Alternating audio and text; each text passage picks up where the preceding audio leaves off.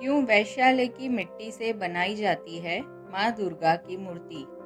जाने क्या है वजह।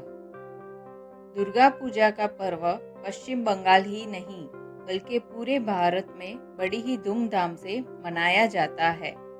वैसे तो यह पूरे 9 दिनों तक चलने वाला पर्व है, लेकिन पश्चिम बंगाल में इसे मुख्य रूप से 6 दिनों तक मनाया जाता है।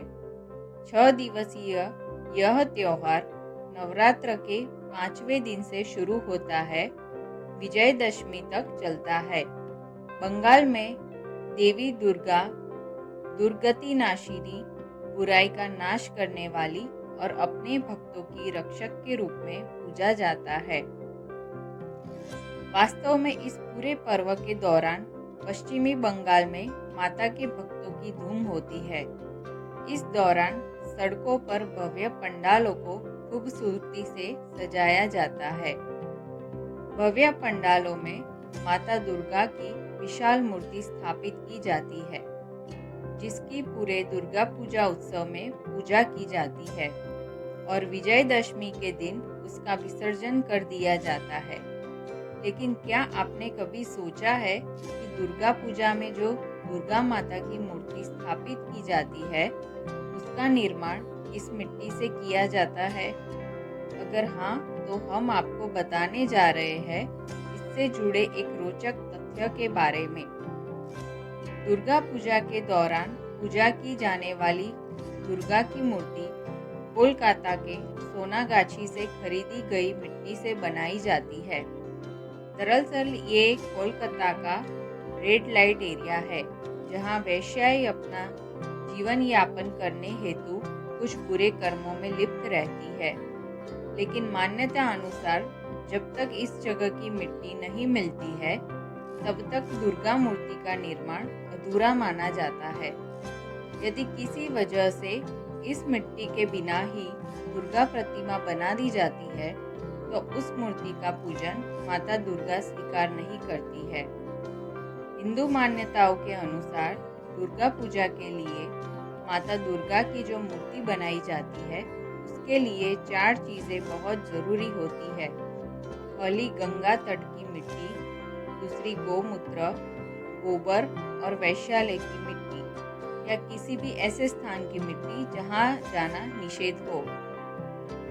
इन सभी को मिलाकर बनाई गई मूर्ति ही पूर्ण मानी जाती है।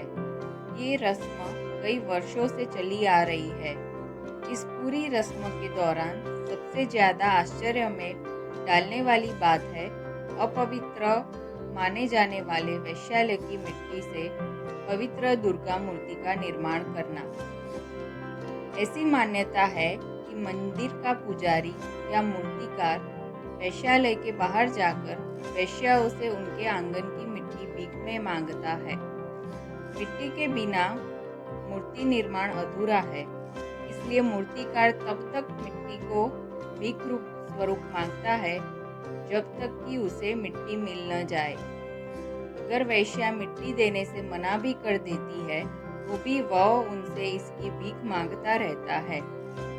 प्राचीन काल में इस प्रथा का हिस्सा केवल मंदिर का पुजारी ही होता था, लेकिन जैसे जैसे समय बदला, पुजारी के अलावा मूर्तिकार भी वैशाली से मिट्टी लाने लगा और ये प्रथा अभी भी जारी है।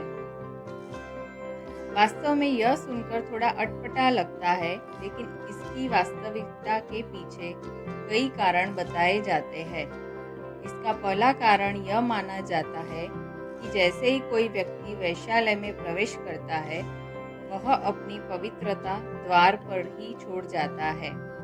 ऐसा माना जाता है कि भीतर प्रवेश करने से पूर्व उसके अच्छे कर्म और शुद्धियाँ बाहर ही रह जाती है और वैशाली के आंगन की मिट्टी सबसे पवित्र होती है, इसलिए उसका प्रयोग दुर्गा मूर्ति के लिए किया जाता है।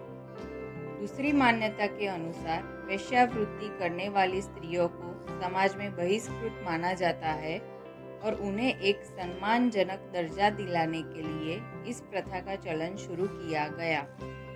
उनके आंगन की मिट्टी को पवित्र माना जाता है और उसका उपयोग मूर्ति के लिए किया जाता है।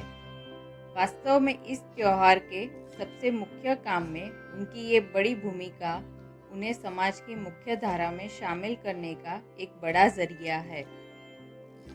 एक सबसे प्रचलित कहानी के अनुसार कहा जाता है कि पुराने समय में एक वेश्या माता दुर्गा की अनन्य भक्त थी। उसे समाज में तिरस्कार से बचाने के लिए माँ ने स्वयं आदेश देकर उसके आंगन की मिट्टी से अपनी मूर्ति स्थापित करने की परंपरा शुरू करवाई। इसी के साथ ही उसे वरदान दिया कि बिना वैश्यालय की मिट्टी के उपयोग के दुर्गा प्रतिमाओं को पूरा नहीं माना जाएगा। तभी से वैश्यालय की मिट्टी से दुर्गा प्रतिमा का निर्माण करने की प्रथा प्रचलित हुई। इन सभी मान्यताओं की वजह से इस अनोखी प्रथा का चलन शुरू हुआ और दुर्गा प्रतिमा के निर्माण के लिए वैश्यालय की मिट्टी का इस्तेमाल ज़रूरी हो गया।